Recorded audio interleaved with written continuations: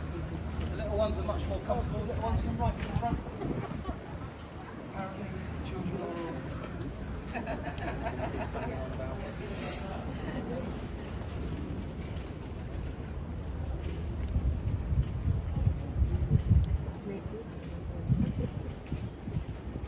Right folks, first and foremost, good afternoon. Welcome to His Majesty's Royal Palace and Fortress Tower of London. My name is Yeoman Warder Lawrence, and for the next 4.5 hours, I'm going to be your guide. All right, together, you and I, we're going to tour the Tower of London. I'm going to point out some of the more historical sites, and I'm going to tell you a little something about their past. However, before I get into that detail, I've got to give you some context and explain to you how we actually came to be where we are today. The easiest way for me to do that is to take you right the way back to where our story begins. And I do mean right the way back. We are going to go all the way back through time. We are going to go as far back as 9 AM. On Saturday, the 14th of October, 1066. And of course, I am talking about the Battle of Hastings, of course. Now, on that day, a battle takes place and it changes the course of not just English and British history, but European and probably global history forever. On that day, two great and powerful lords, they stand opposite each other on the battlefield. On one side, we have the very last Anglo-Saxon King of England, King Harold Godwinson. Opposite him, his arch nemesis, a man called Duke William of Normandy, better known as? Well, he wasn't known as William the Conqueror at the time, was he? He hadn't conquered anything. Does anybody know what he was actually referred to as at the time? Little Willie's close, but it's not right. No, close. William the I beg your pardon, madam? A little bit louder for the children. Sorry, kids, to you hear what she said? She said, William the Bastard of Normandy. Now, children, that is an historical name. You can say it as much as you like. Some of my colleagues, they don't like children. With me, I don't like your parents. William, he is victorious, and he crowns himself King William I of England on Christmas Day of that same year.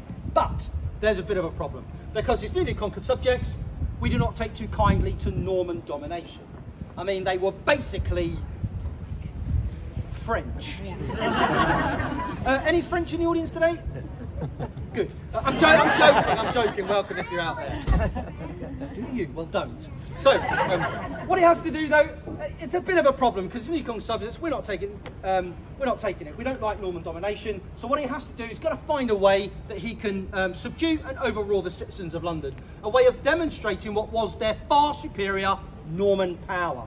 And they used this site here, just inside the old eastern city wall, where once an old Roman fortress had stood.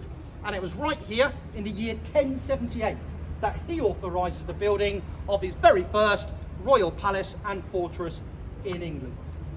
Today we refer to it as the White Tower, and it is situated behind those defensive walls you're in. No pointing looking, because it is situated behind those defensive walls you're in. We will get a much better view of it once we get inside the tower.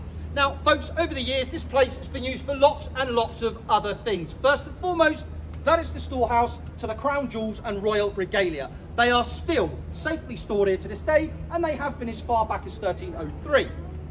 It was a citadel to both command and defend the city of London in times of war. The Royal Mint was actually housed within those houses you see behind you there. Down here is Mint Street, and it's in those houses you see behind you there that all coins of the entire realm. They were designed and produced right up until the year 1810. This was also the site of the very first Royal Observatory, studying stars and planets. So that was moved to Greenwich in 1675. It was an armoury for the storage of warlike stores and provisions. The Public Records Office was inside there till that was moved away in the middle of the 19th century. Believe it or not, this was also a royal menagerie or zoo. Some of you may have noticed when you arrived down the west side of the fortress, you might have seen what remains of 3-wire Barbary lions.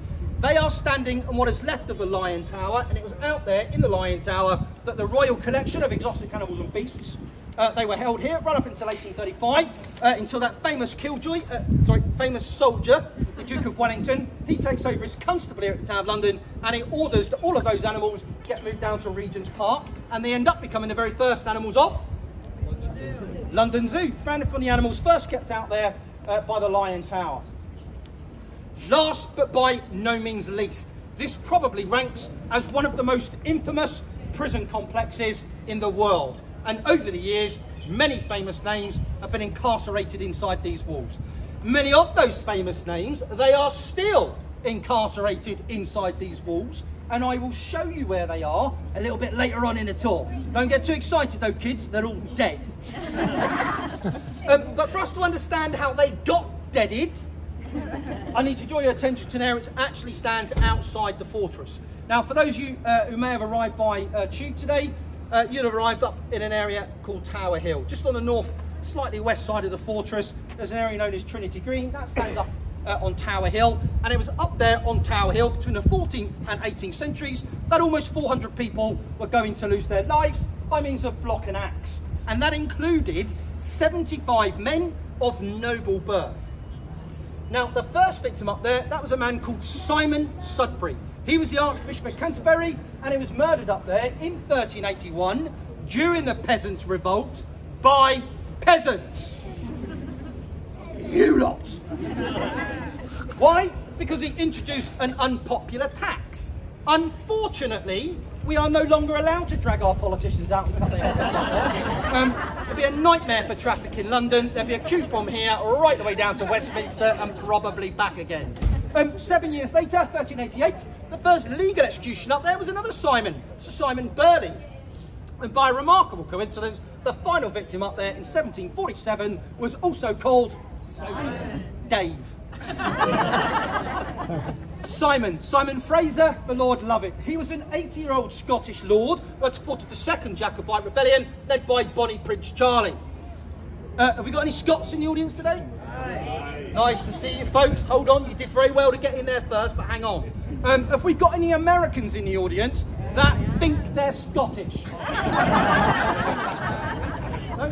Where was your father from, sir? Mother? Scotland. Are you sure? That's what you were told. Folks, you're American. And that's okay. We'll have a chat later. Right, folks, just pause for a moment, okay? I want you to imagine the scene up there on execution day. Thousands would have gathered around that raised platform supporting the scaffold in order that they may witness the proceedings. Now, the prisoner, having first of all paid the executioner, then forgiven the executioner, would have delivered their final words, said their prayers. They then would have knelt down and placed their neck on a block of oak.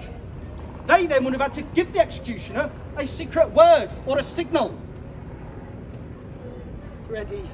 The executioner would then bring down his axe, hopefully beheading his victim with just one clean stroke. They would then reach down and they would pick up that severed and still bleeding head, and it would be held aloft for all to see, blood still dripping from the neck. Turning to the assembled crowds, they would make the same proclamation. Behold, the head of a traitor, and so die all traitors. God save the king! And the crowd would go nuts and scream, God save the king! I mean, it was a great family day out. But for us to really get a sense of the bonding and the community spirit that existed in those days, I'm going to deliver that proclamation again. This time, once I've shouted God save the king, you are all going to scream God save the king at the top of your voice, as if you've just watched the most amazing execution. I'm talking about an execution so good that you get blood on your face 12 rows back. Behold, the head of a traitor, and so die all traitors. God save the king! God save the king! What's wrong with you people? Seriously. Right, that head would have then been impaled onto a soldier's pike, and it would have been marched and paraded right through the streets of London, all the way down to London Bridge. And in those days, London Bridge was the only bridge that crossed the River Thames. That head would then be displayed there, above the entrance into the city, as a sign of the fate that awaits all would-be traitors. Meanwhile, that mutilated headless corpse would have been thrown into a blood-stained handcart and wheeled all the way back here into the Tower of London, where it would have been promptly buried in an unmarked grave in the Chapel Royal of St. Peter ad Vincula. Very much like those headless corpses, we are going to make exactly the same journey up to that chapel. For the time being at least, I'm going to allow most of you to keep your heads. Haven't decided about yours yet. We're getting there. Now, folks, don't panic, I'm not joking. Now, folks, I have got 49 minutes to try and cover 950 years of tower history. In order for me to do that, I'm going to need your support in a couple of ways. First and foremost, we've only got a small group, so it shouldn't be much of a problem. If I say clear me a gap through here, or clear me a gap through here, I just need you to make me some space that I can actually walk through.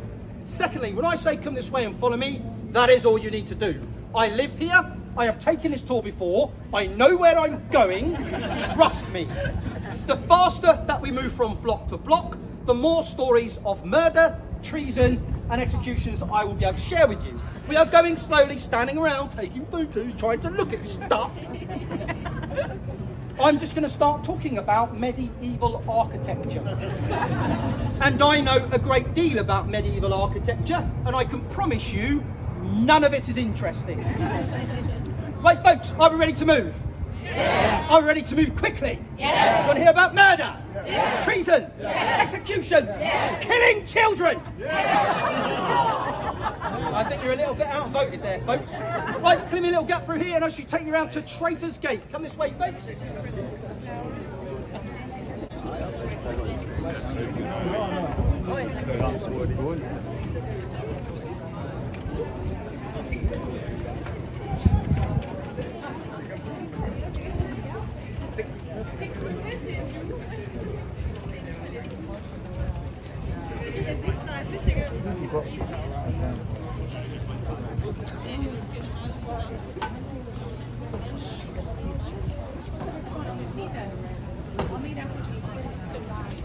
He's pretty amazing, guys. What do you say, huh? I hope you can, my only worry is I hope you can hear clearly enough what he's saying because I'm not that close to him. But yeah, I'm enjoying it. I'll try to go as close as possible without being annoying in his face. But yeah, I hope you can hear stuff.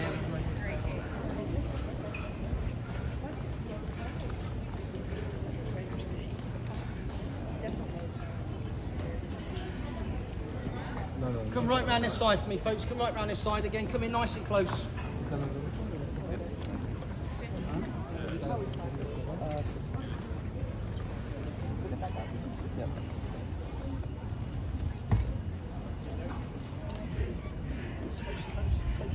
Don't be shy.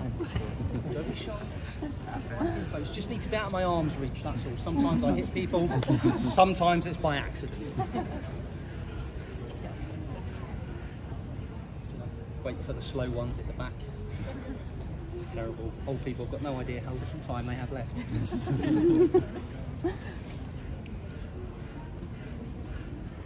Everybody happy? Everybody warm enough? Yes. I am, if anyone's interested. Clearly this uniform was designed way before global warming. But we'll do our very best. Right, folks, where we are standing now. Probably one of the most infamous places in the country for two very good reasons. Behind you is the Bloody Tower. I'll tell you all about that in a little while. But behind me is the equally infamous Traitor's Gate, and this is where we'll start. So Traitor's Gate itself was actually built on the orders of King Edward I, and that is simply because he wanted a safer and a more useful entrance here into the Tower of London, and rather than using the packed, narrow, dirty, stinking streets of London where convoys could be attacked, stores stolen or even prisoners set free, he decides that he's going to use the River Thames as a highway, so at high tide boats can pass through this gate and they can unload their cargoes in safety. Therefore this gate was originally known as the Water Gate. And of course, for my elderly American friends in the audience, it's another example of something that we had way before you did. What he also realises, though, by having the opening here in the outer walls, he has significantly weakened the defences of the fortress. So he orders that a defensive tower be built above the gate to defend it. It is called St Thomas's Tower. Sometimes you'll hear it referred to as the medieval palace. And it's named after St Thomas of Becket. He was the Archbishop of Canterbury who was brutally murdered on the steps of Canterbury Cathedral on the orders of Edward's great-grandfather, King Henry II, in 1170. But when did it become known as Traitor's Gate? Well, like I told you earlier, originally known as the Water Gate, and then because of its practical application, the name was changed from the Water Gate to Traders Gate, then of course only a small play on words to go from Traders Gate to Traitors Gate. Now that happens during the Tudor period because of the increasingly large numbers of treacherous prisoners who start to enter this mighty fortress through that grim gate. Among them, 3 queens of England: Queen Anne Boleyn, Queen Catherine Howard, and Queen Jane Grey, the young 16-year-old uncrowned queen of just 9 days. High dignitaries of the church, they are no exception. Archbishop Cranmer, Bishops Latimer and Ridley, they were all in prison here during the reign of Queen Mary Tudor. Those 3 deeply religious and pious men, they were later taken to Broad Street in Oxford and they were burned alive. In the 5 years Queen Mary Tudor was in charge, 312 people were officially recorded to have died as heretics. Almost 300 of those were burned alive. Many historians describe this as the fires of faith, and to this day it remains one of the most intense periods of religious persecution in English history, and quite rightly it earns her her nickname, Bloody Mary. Right folks, before we talk about the Bloody Tower, I just want to point out one of the other really significant structures that we've all just walked past. We stood down there earlier on. Look back down Water Lane, on the right hand side you'll see that large tower. Now that tower is called the Bell Tower, built during the reign of King Richard I, the Lionheart, and it derives its name, as you might imagine, from that small white belfry you can see up there on top, and it still contains one of the oldest surviving curfew bells in London. When sounded in alarm, that was a signal for us to drop the portcullises, close all the gates and doors and man these battlements for defence. It is still sounded at 17:45 every day to notify all yeoman warders that any children still left on site can be legally beheaded. So kids, if you hear the bell and you're on the inside, run. The bell tower itself, it is the oldest and the strongest of the 13 guard towers that stand on its inner defensive wall. Stands in a solid block of masonry about 30 feet deep, and it consists of 2 separate circular prison chambers stacked one above the other. In this case though, they're not connected by a spiral staircase. That is just because the lower chamber was built sometime before the upper was added later. But it has had some very important guests invited to stay there. Princess Elizabeth was in prison there by her half-sister, Mary Tudor, also known as Bloody Mary. Bloody Mary, of course. Now, they were both daughters of King Henry VIII. Eventually, though, Mary ascends to the throne, and she's absolutely convinced that her sister, Elizabeth, is somehow involved in a plot. This was the Sir Thomas Wyatt plot aimed at preventing Mary from marrying Philip of Spain. Now, Elizabeth was incredibly intelligent. Her followers and supporters, they were unshakably loyal, and nobody implicates her in that plot. Miraculously, after about 6 weeks, she is, although banished to Woodstock, she survives. She leaves the tower with her head still physically connected to her body. No mean feat. She only ever returns back here once more in her lifetime, 4 years later, 1558, to prepare for her own coronation as Queen Elizabeth I of England. And she goes on to rule for almost 45 glorious years. Now, by far the shortest stay down there was by a man called James Scott. Now, he's also known as the Duke of Monmouth, and he's the eldest of King Charles II's 13 illegitimate children. That's more than I've got.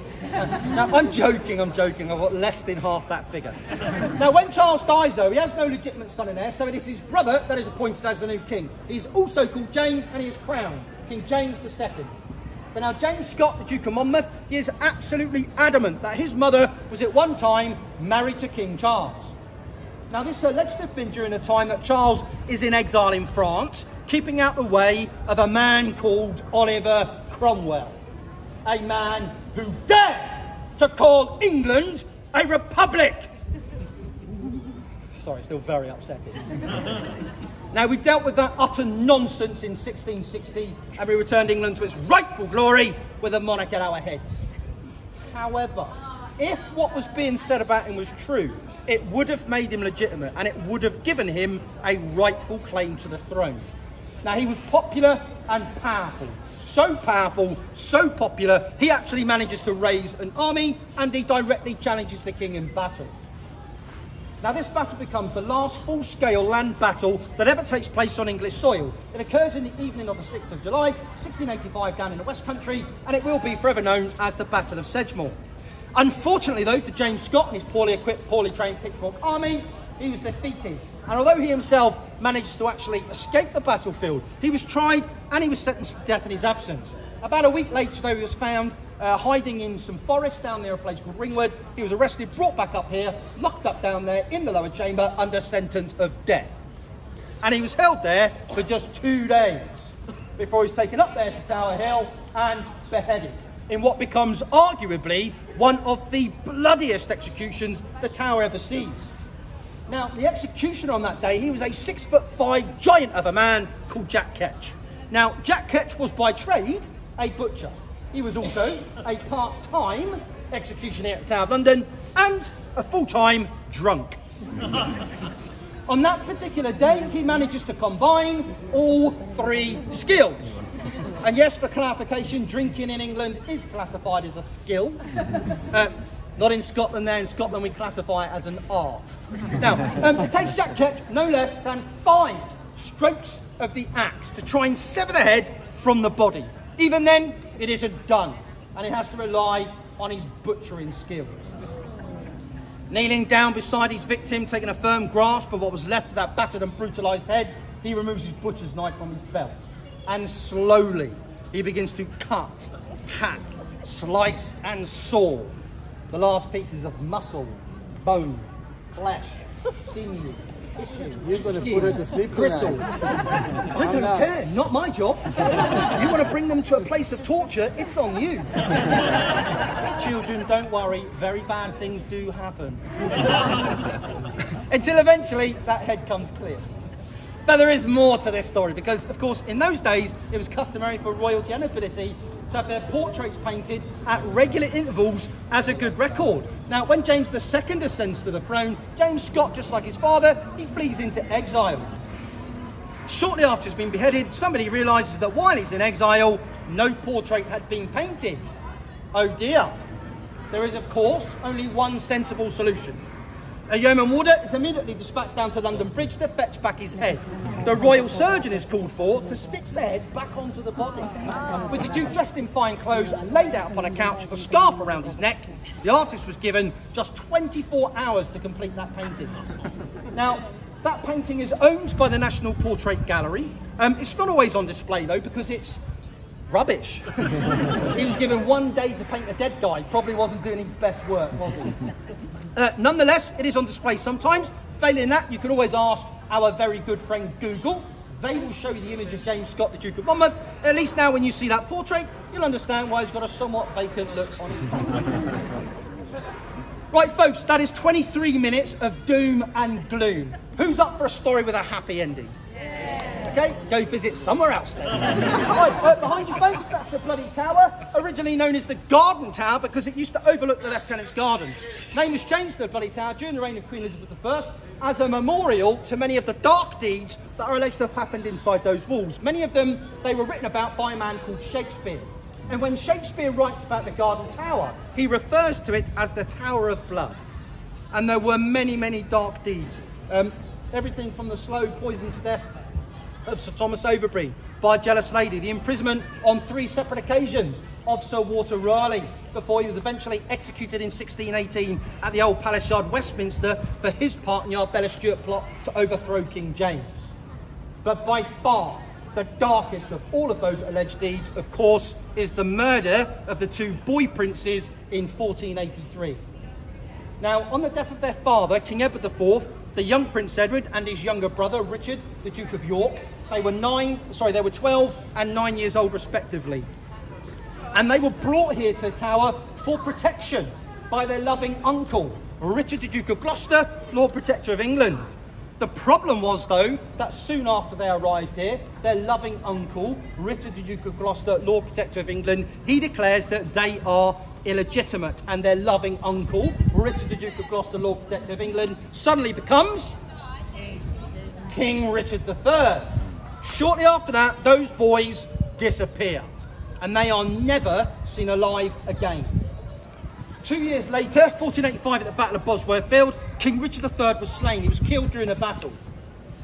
Sometime after that, it is alleged that a man comes forward by the name of Sir James Tyrrell, and he admits to murdering by smothering and suffocating the boys as they slept up there in the upper chamber of the bloody tower. After which time, their lifeless bodies, they were wrapped into their bedding, they were bundled down a stairwell here and hidden beneath rubble in the basement of the Wakefield Tower. Sometime later, those boys were moved again to a secret location by an unnamed priest. Those boys were not located for 191 years. It was not until the reign of King Charles II in 1674, during conservation work taking place on the south side of the White Tower, that conservators discovered a large chest behind a false wall under a staircase. Excited, they rip the lid open, expecting that they're going to find gold and jewels. What they actually find are the bones of 2 young boys. Experts of the day, they declare that they are indeed the missing princes, and eventually, on the orders of the king, they are moved to Westminster Abbey and they are reinterred in a place called Innocents Corner, which is named in their honour, and both those boys, whoever they are, they still lie there to this very day. In more recent years, in 2012, we finally managed to locate, uncover and genetically prove the remains of King Richard III, and it was finally discovered under a car park in Leicester. Now, whether you believe he is responsible for the murder of the 2 boy princes or not, it is important to recognise he was only our 2nd monarch in history and the 1st in 400 years to die at the head of his army in battle. And he has now been reinterred in Leicester Cathedral. Right, folks, come in gap through the centre, and I shall take you through to the inner ward. Come this way, folks.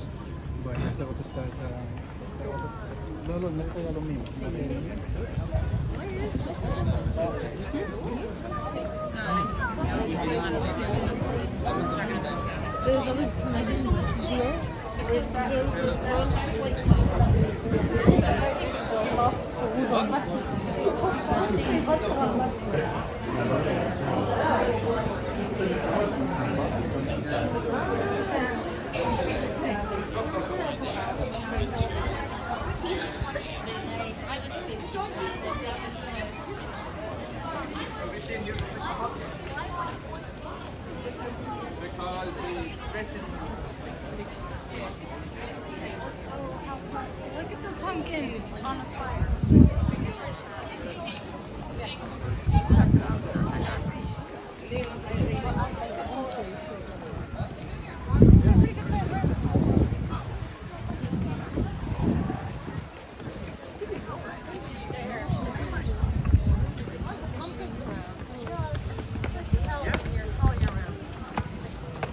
We're going to go in that direction next, folks, so feel free if you want to go and stand on top of the stairs. Again, come in nice and close, we allow people to come down behind us.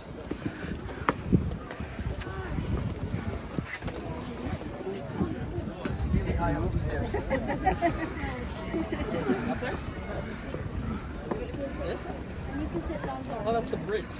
There's a surprising amount of huffing and puffing going on out there, folks. We have got, you know, I don't want to insult you, but we have gone 150 metres in 28 minutes. We're not exactly shattering any records here, are we? Right, okay, folks. We're now standing on the inner ward of the Tower of London, the most secure part of the fortress. As promised, behind us, William the Conqueror's Norman Keep, the White Tower. Now, like I told you right back at the start, work begins here 1078. Takes around 20 years to complete, under the direction of a man called Gundulf. Not the legendary film wizard before you'll get excited. Right, Gundulf of Beck, he was a bishop of Rochester, a skilled builder and architect, also known as the Wailing Monk, because he had a furious temper. Stands just over 90 feet tall. The walls right down here at the bottom, they are 15 feet thick, and they taper to 11 feet thick at the top. On each corner, you'll see there are turrets, 3 of them are square, but the one right around there in the northeast corner is round. That's because it was in there that the very first Royal Observatory was established before it was moved to Greenwich in 1675. Above each one of those turrets, you see a large crown in gold leaf, and beneath that a weather vane showing the royal standard. That denotes that this is still an official royal palace. No difference you standing here or you being inside Buckingham Palace or Windsor Castle. They have the same status. Although it's no longer used as a royal residence, it did serve as one for over 600 years, with the last monarch to reside up there on the top floor being King James I in 1603. That's where you would have found the royal apartments. The floor below that had been occupied as a banqueting hall, a council chamber, accommodation for knights and their ladies, and the chapel of St. John the Evangelist, the oldest working Norman chapel in the whole of Europe. The floor below that was occupied by servants and retainers, but there is another floor. It is below ground. There are no windows. It is dark. It is cold. It is wet. It is perfect for children. I'm kidding. And it was actually used for wine. It's a French cellar. What do you expect to find in the basement? And it was generally used as storage for wine and provisions. But it also had a far more sinister use as a dungeon and torture chamber. In there, despicable instruments of torture would have been used on poor, unfortunate souls. No cries of anguish would have been heard outside those 15 feet thick walls. Today though, it's brightly lit, very little trace of its former use remain. However folks, I do challenge you, when you head inside there, put your ear up against the stonework of the walls and listen very carefully. You will still hear sounds of anguish. You will still hear cries of terror. Because in the basement area now, you are going to find one of our gift shops. Yeah, you're laughing, wait till you see the prices. That's when the screaming starts. Right, just while we're talking about prisoners, folks, it's probably a good time for me to talk to you about the very first prisoner that was ever held here. That was a man called Bishop Ranulph Flambard. He was imprisoned here in August 1100 by King Henry I for just being an all-round bad guy, nicking money from the coffers and various other things. Now, let's have a show of hands. Who thinks it was a good idea to lock a Frenchman in a wine cellar? What could possibly go wrong? Well, I'll tell you. He got his guards drunk and simply walked out of the tower. Now, I would like to say that that was the only alcohol-related escape from the Tower of London, but I can't. Right, come this way, folks. I'll take you up the tower, please. Yes. So it's a gift shop. Yes. It has torture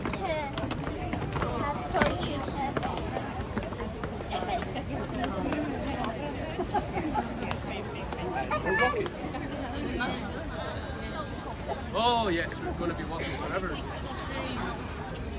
We must.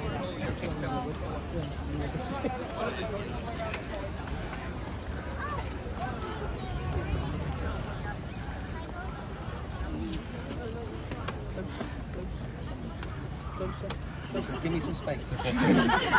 Come right in, folks, come in. Just need to be out of arm's reach, that's all. If you start right over there, come round this side. You've got quite a few school groups up here and they're always really quiet. Come in nice and close. Folks, we are now standing up on Tower Green. Tower Green is the village green of the Tower of London. Our village green, however, slightly different to many other English towns and villages. Right there centre, you'll probably find a duck pond, a bowling green, maybe a wonderful cricket ground. Ours is slightly different, because at our centre, we have our very own execution site. That glass sculpture behind me, folks, that stands in memory of the private executions that took place here, and it should not be confused with that public scaffold site that I spoke about earlier on. 6 people were executed right there. 3 of those were Queens of England. I am going to talk about those in a little bit more detail shortly, but before I get into that, I want to talk to you about some of the other historically significant buildings that surround us up here on Tower Green. Now, if you take this pathway down to my right, that'll take you to the entrance to the Bloody Tower. Inside there, folks, you'll see displays on Sir Walter Raleigh and the 2 boy princes. Moving to the right, where you see the guardsmen marching outside, that impressive L-shaped timber frame building you see across there, that is the King's House. Why is it called the King's House? Because it is the King's house. It is a perfectly preserved Tudor residence that still serves as the home of the Constable of the Tower of London and his family. Currently, that is Sir General Messenger. He is given permission by the King to live in his house under the condition he looks after the crown jewels and royal regalia, along with the support of body of yeoman warders. It has had some very important guests invited to stay there. Margaret Pole, Countess of Salisbury, she was invited to stay there and then executed there. Queen Catherine Howard, 5th wife of King Henry VIII, she was invited to stay there and then executed there. Sir Thomas More, Lord Chancellor of England during the reign of King Henry VIII, his good friend John Fisher, the Bishop of Rochester. They were both in prison there in 1534 because they refused to accept the King as head of the Church of England. Both men, they remained true to their faith, and in 1535 they were executed. Nope, up there on Tower Hill. There's only one person here that can do my job. Either way, folks, it's not a great place to be invited to stay, is it? Those of you from the United Kingdom, raise your hands. Guy Fawkes, the man who tried to blow up Parliament in November 1605. He was invited to stay there. I don't know about you lot, but I do sometimes wish he'd come back for another crack at it. He was held there till January 1606 before he sent the old Palisade, Westminster, where he was hung, drawn and quartered. Rudolf Hess, Deputy Führer of Nazi Germany. He was held in that house for 3 days in May 1941. Unfortunately, London was experiencing some significant health and safety problems back in 1941, and we had to move him out to the country for his own safety. Where's my American friends? Get your hands up. What was our health and safety problem in London in 1941, madam? Shall I make it multiple choice? Okay, option A, the Brown Death. Option B, the Splendid Fire of London. Or option C, and give this one some thought, the Second World War. Madam, it's not your fault. Most Americans got no clue when that war started.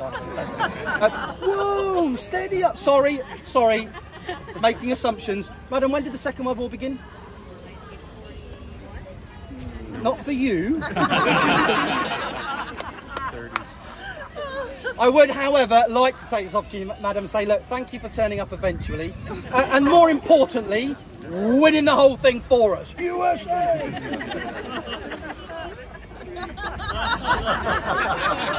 Right, okay, the houses on either side of the King's House here with the green doors, they date from a slightly late period, but they serve as more accommodation for yeoman warders and our families. Behind us, that's the Beecham Tower. That's the main state prison during the Tudor period. Folks, if you get a chance, get in there, up on the second floor. Behind that tall arch window, you'll see carvings and inscriptions into the stonework of the walls left by the prisoners held in those cells. Some of those engravings date back more than 500 years. On your right-hand side, folks, that is the Chapel Royal of St. Peter ad Vincula, which is Latin for St. Peter in James.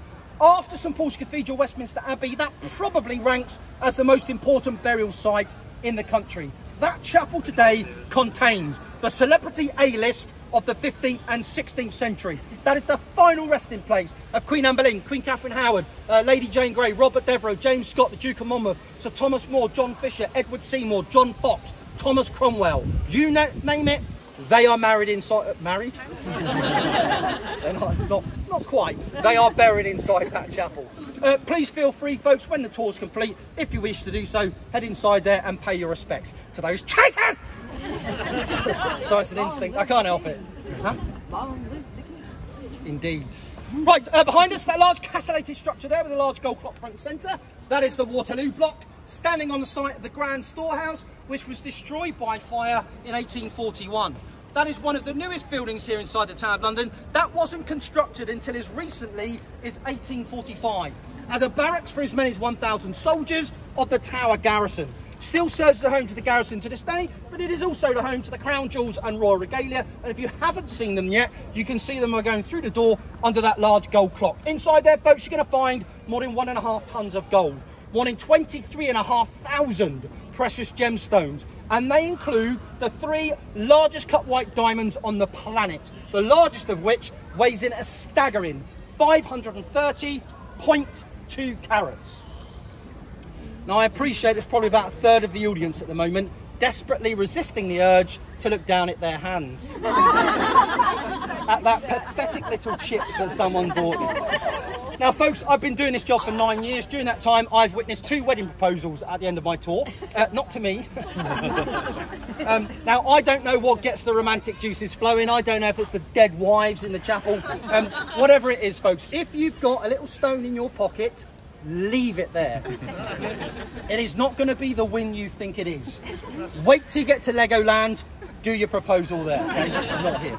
Right, folks, back to the business now. What I'll do now, I'm going to talk to you a little bit about some of the most significant executions that took place right here behind me. The first one that I'm going to talk about is also the very first Queen of England to be executed. Queen Anne Boleyn, of course. Now, she was the second wife of King Henry VIII. She was held here at the Tower for the last 18 days of her life in 1536. Now, she was tried in a court of law and she was found guilty on somewhat questionable charges of adultery, incest, witchcraft, and my personal favourite, imagining the king's death.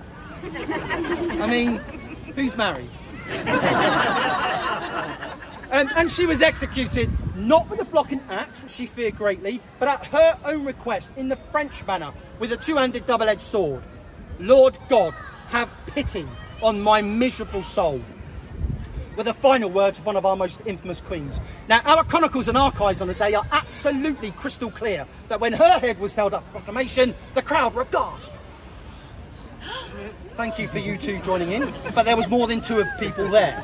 When her head was held up for proclamation, the crowd were aghast. Lots of overacting, but we'll take it. Because both her eyes and lips, they were still moving in prayer, but some time after the head had been removed from the body, owing to the skill of the French executioner, the sharpness of his blade, and both the speed and power with which he brought it down. 5 years later, 1541, it was the turn of a lady called Margaret Pole. Now, she was a Countess of Salisbury, one of the very last of the Plantagenets, and she was a great aunt of King Henry VIII. Now, this lady had actually committed no crime, and she was afforded no trial. So why was she executed? Well, it forms a basis of much debate to this day. It would have had something to do with that Plantagenet blood running through her veins and the threat that that still posed to the somewhat newly created and fragile Tudor crown. Ultimately, cutting a very long, boring story short, it comes down to her son, a man called Cardinal Reginald Pole. And actually it was he that the king would have dearly loved to get his hands on. The cardinal, however, he was safe. He was in Rome and he was preaching against King Henry because of his split from the Catholic Church. And as Henry couldn't get the son, he took the mother instead. Now, that incredibly brave, dignified 67-year-old lady is accredited with leaving a poem or a prayer carved into the wall of her cell. And it reads, "For traitors on the block should die. But I am no traitor, no, not I. My faithfulness stands fast, and so towards that block I shall not go, nor make one step, as you shall see. Christ, in thy mercy, save thou me." Now, unfortunately, her prayer goes unanswered, and she makes her way from the king's house up onto the scaffold behind me, and she refuses to lay her neck on the block, saying the block is for traitors, and I am not such. She steps down from the scaffold and tries to make her way back to the king's house. The inexperienced executioner, although momentarily stunned by her behaviour, regathers his senses, chased after her, and hacked her to death where she stood. The following year, 1542, the axe falls twice on the same day just here. Now, the victims this time are Queen Catherine Howard, 5th wife of King Henry VIII, and her lady-in-waiting, Jane Boleyn, the Viscountess of Rochford, Anne Boleyn's sister-in-law, in fact. Now, Catherine, she's executed for her fairly well-documented associations with other men, both before and, crucially, during her marriage to King Henry VIII. It was, however, her famous affair with a man called Thomas Culpeper that was going to be her final undoing.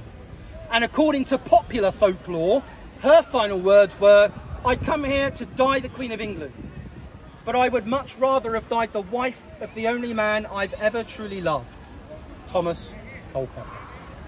Now, some of you probably think that's beautiful. I can guarantee you Thomas Culpeper didn't. To be fair, Thomas Culpeper was executed 3 months earlier, but I don't like historical facts to spoil jokes, so we didn't get that. Immediately afterwards, though, Jane Boleyn, the Viscountess of Rochford, Anne Boleyn's sister-in-law, her lady-in-waiting, she was executed. Her crime, she knew about the adultery and just didn't tell the king. Now, at this point, it's actually going to be 12 years till the axe falls again, 1554, and the victim this time, certainly in my opinion anyway, really was innocent. It was the young, 16 or 17-year-old Lady Jane Grey, the uncrowned queen of just 9 days. Now, on the death of her cousin, King Edward VI, the only surviving male legitimate heir of King Henry VIII, she had been declared queen, and reluctantly, she was forced onto the throne here by her ambitious and powerful family. And she was forced to rule here from the White Tower for just 9 days, until the rightful heir, Mary Tudor, Bloody Mary, she regains that throne through force of arms. And at that point, Jane is imprisoned across here at number 5 Tower Green, the first house on the left-hand side of the Beauchamp Tower. From the window above that door, she would have had to watch as her 19-year-old husband, Lord Guildford Dudley, was escorted from the Beauchamp Tower out of Tower Grounds on his way up to Tower Hill for his very public execution by means of block and axe. Now, remember what I told you right back at the start. There is absolutely no doubt that from that window there, she would have heard 5, 10, 15,000 people screaming, "God save the Queen." She would have known at that moment that her husband was dead. a short while later, she'd have watched in that window as his headless corpse was wheeled straight past it for burial inside that chapel, and he lays beside her to this very day. If that wasn't anguish enough for this innocent young 16-year-old child, she also had to watch from that window as the carpenters built the scaffold ready for her very own execution that was scheduled to, and indeed it took place later that same day. Like I mentioned earlier, those and many, many more poor unfortunate souls were going to find their final resting place inside the Chapel Royal of St. Peter ad Vincula. Right folks, you'll be pleased to know there's about 5 minutes left, and then it's just a short 20-minute written examination and you'll be free to go. I'm going to finish off folks by telling you a little bit about who we are and why we're here at the Tower of London. The easiest way for me to do that is to answer questions that myself and my colleagues get asked every day. One of the first questions that we always get is, what does C3R stand for on your chest? No, it is not the latest Star Wars character. It is Charles Tertius Rex. King Charles III in Latin. That is my boss. That is who I work for. The other question that we always get followed up with is, please tell me about your wonderful costume. Costumes are worn by people who are pretending to be something that they are not. Like actors, actresses and peasants on the way to a fancy dress party on a Friday night. We are yeoman warders of His Majesty's Royal Palace and Fortress, the Tower of London. Members of the Sovereign's Bodyguard of the Yeomen of the Guard in Extraordinary. Yeoman warders and our families, we have been the official guardians here inside the Tower of London. We have lived inside its walls, responsible for the safety, security, protection, execution of everyone and everything inside its walls in an unbroken line that can be traced all the way back to 1220. We were officially formed on the field of battle in 1485 by a royal decree from King Henry VII as the King's Bodyguard. That makes us arguably one of the oldest military orders in the world. And of course, that makes this a uniform, not a costume. What you see me wearing today is one of two uniforms we wear to fulfill our duties. This is called blue undress. It is a Tudor tunic designed to be worn beneath armour. And this is not a skirt or a frock. This is where my armour plating goes in when I am on horseback. Got it? Ask me if I ride horses. You ride horses? Nope. But if I ever do, I've got somewhere for my arm. To become a yeoman warder here at Tower of London today, our recruitment criteria hasn't been updated since 1826.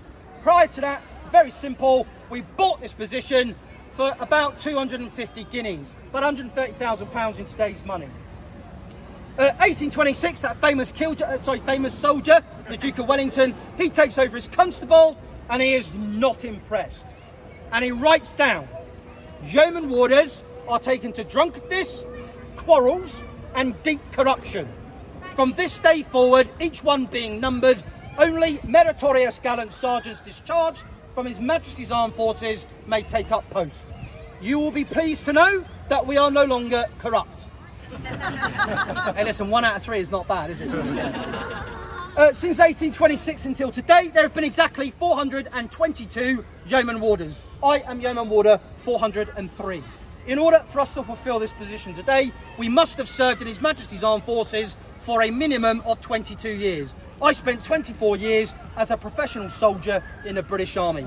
We are recruited primarily from the Army. However, if we do get a little bit desperate, in exceptional circumstances, we are sometimes forced to scrape the barrel, and under those circumstances we will sometimes accept people from the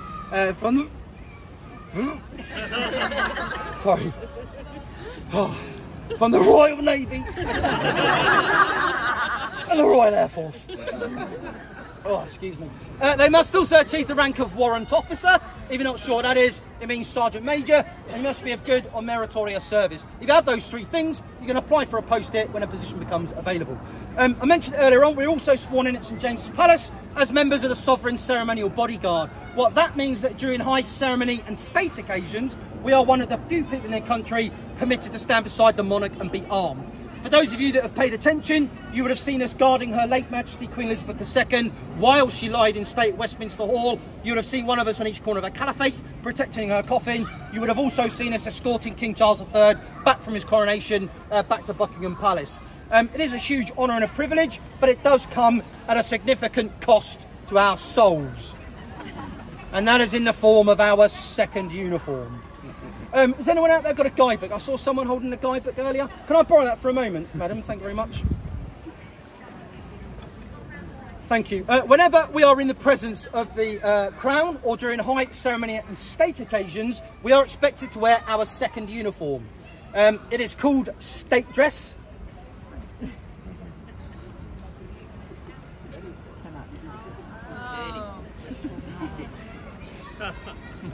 It was designed during the reign of Queen Elizabeth I, and as you can quite clearly see, she hated men.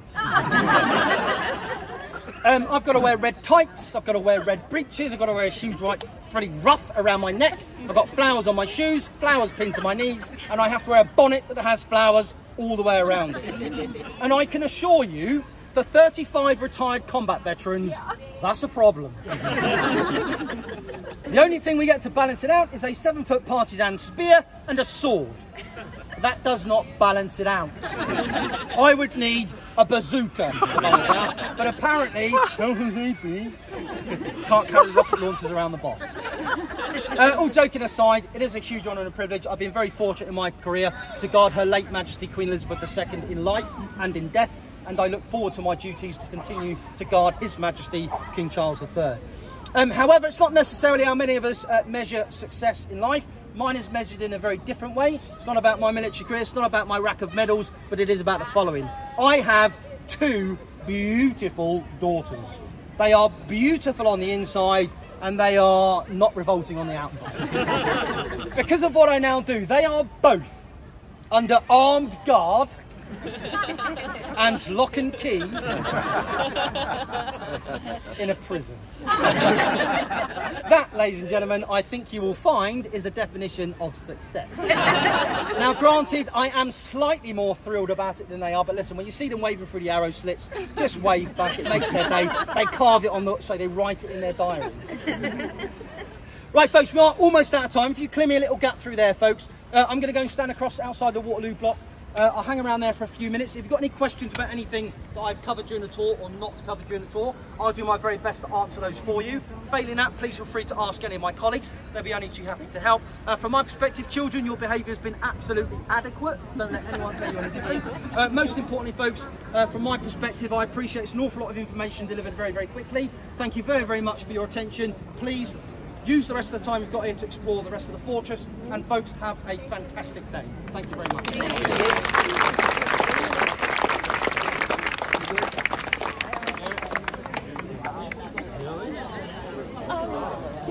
Isn't that where we got like a yeah. Can you hold it there? Yeah. I'm over there. Yeah, I'm gonna Let's go and stalk him a little bit. He was absolutely brilliant, guys. Absolutely brilliant.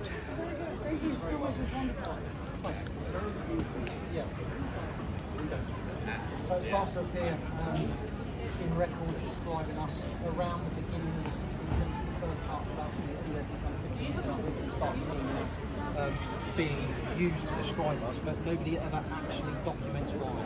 So there are lots of different guesses out there. Some people think that we were permitted to eat beef directly from the king's table. Some people think we were partly paid with a ration of beef. Some people think we were responsible for tasting it, serving it. People even, there are some scholars that believe it's a mispronunciation of an old French word meaning plastic or toy soldier. But we genuinely don't know. It's a lot easier than a full title. It's how we're recognised around most of the world, so we are very happy with the term. All right, you're very welcome.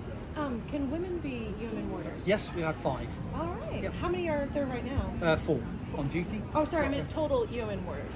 35. There's 35 is on duty any one day, 422 throughout our mission. This is my 3rd time visiting the tower, 1st time doing the tour. You were wonderful. You've been here 3 times and not done the tour. What is wrong with you? Just get to see the jewels and get out. Thank Well, you I'm glad you finally got around to it. You're very welcome. Hello? Hi. Quick question. Yeah. What's the difference between this uniform and the one that I would think is American? black hat and the other red. The black hat. Yeah. You have to be more specific. The bear hat. Oh, the bear skins. Yes. So they are serving soldiers. They are members of one of 5 regiments of guards. They are what we call foot guards. So they are serving infantry soldiers. You've got Scots Guards, Irish Guards, Welsh Guards, Grenadier Guards, Coldstream Guards. They are on duty sometimes, like these folks.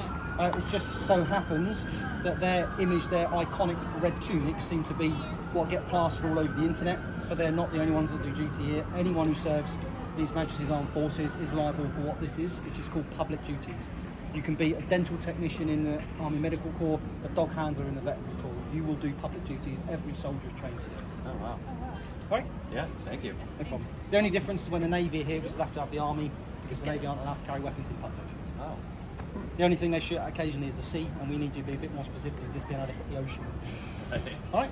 Yeah, thanks so much. You're very welcome. Hello. Did you meet Princess Kate? I haven't met Princess Kate, not properly, but I have been in the same place quite a few times. We haven't had a conversation yet. It wasn't appropriate last time because we were at her grandmother's funeral. What about the Queen? Numerous occasions I've been very lucky to meet the Queen and to meet the current King. Yep. Yeah. He was here celebrating our birthday party with us fairly recently. Yeah. Well, all of us have met the King because it's our job to guard him sometimes. Yeah. All right. Well done. Good questions. We just wanted to say thank you. Oh, you are very welcome. It was I'm glad very, you enjoyed it. not only entertaining, but educational as well. You're very Thank you welcome. so much. All right. And I'm here to ask about the ghosts. Yeah, there are thousands of ghost stories here, but for me personally, I'm quite sceptical. I haven't seen anything in the They don't time like I've been you. here. I think they're more scared of us than we are of them, because all of the sightings are by our visitors, very rarely anything seen by us. But the way this tower is constructed, with 2 concentric walls, lots of subterranean ground underneath, foxes and various animals get into all of the different drains and culverts that run underneath the place, and of course we all know that foxes make some incredibly disturbing sounds, and so lots of the time people what think is a haunting sound is probably a fox in a drain somewhere. Not to say there isn't, there are thousands of stories, but there's too much history here for me to concentrate on those, so we really concentrate on what we know for sure. Have you heard anything from your colleagues? Is there anybody who is actually scared or nervous regarding ghosts and those stories? No, or is most everybody... of us have spent a lifetime being shot at and blown up, so those are the least of our fears. Got you. Yeah. Nice one. It was amazing. Thank you. I'm glad you enjoyed it. Thank Have you a so much. fantastic day. All right? Take care. Bye-bye.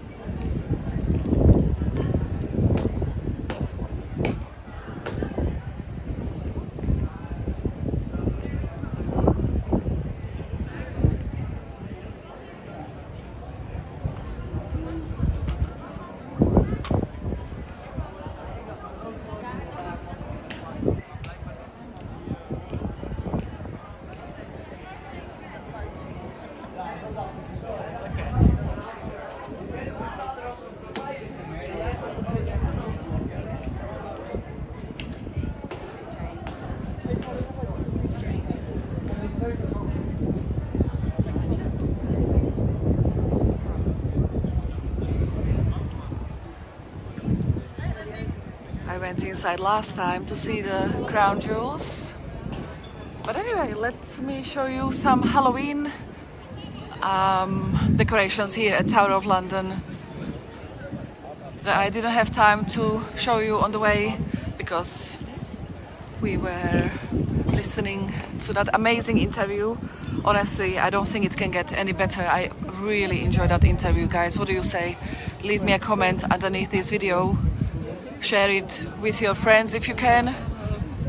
That man was amazing. So funny, so witty. I really enjoyed it.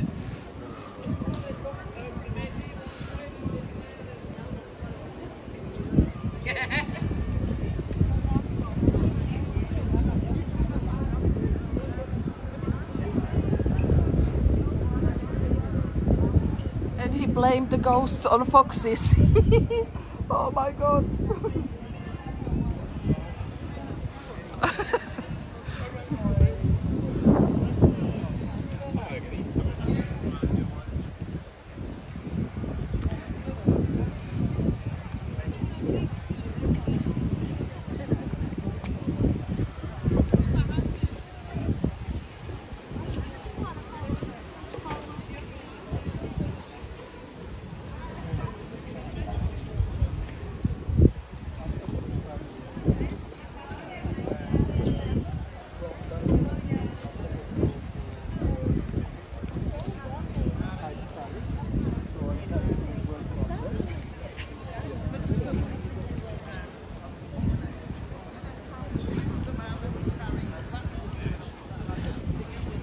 There is another one here, you see, but as I said, I doubt anybody can be better than that man that we just watched.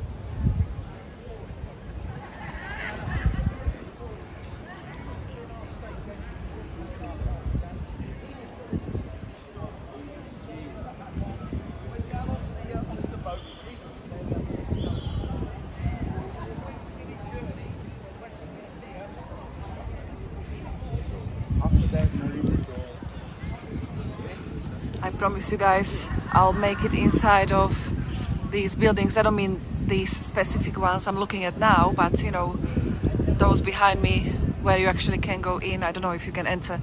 These look like people live here. Just not today because it's good weather. When it gets rainy, windy, cold, I'll be filming inside.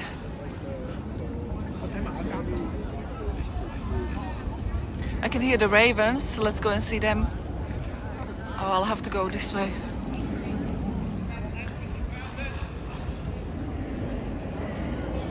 There's actually a story about them as well. They mentioned them in the previous interview I filmed last time I came here.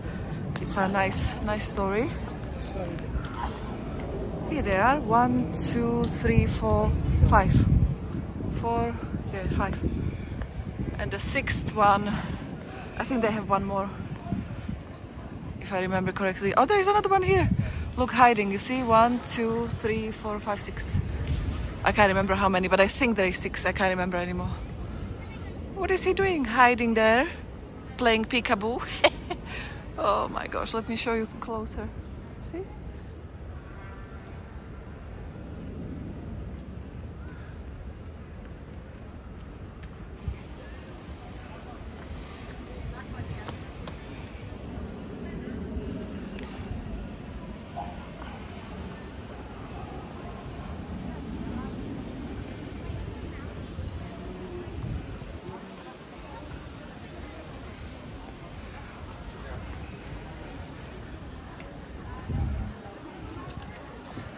So this is Bloody Tower right here.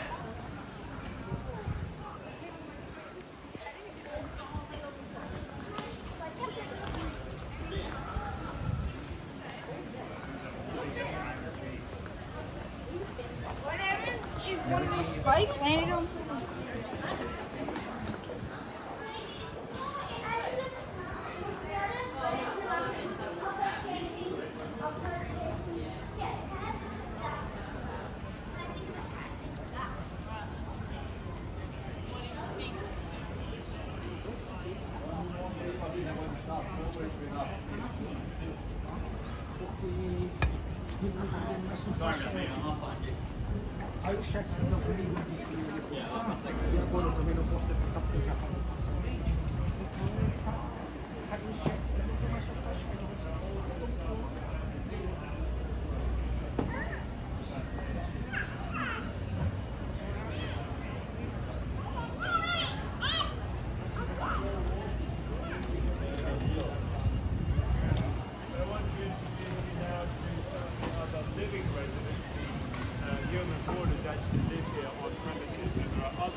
Living residents who are based here. I'll tell you about them.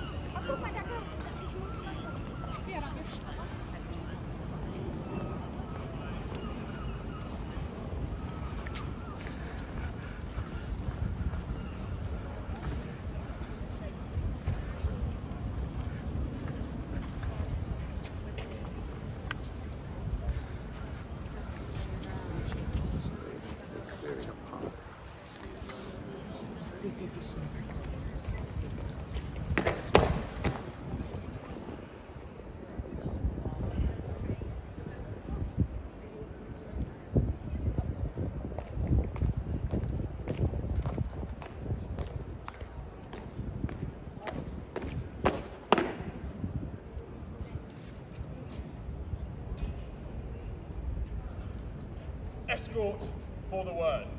Slow! Arms! Escort for the word. By the centre. Quick. March!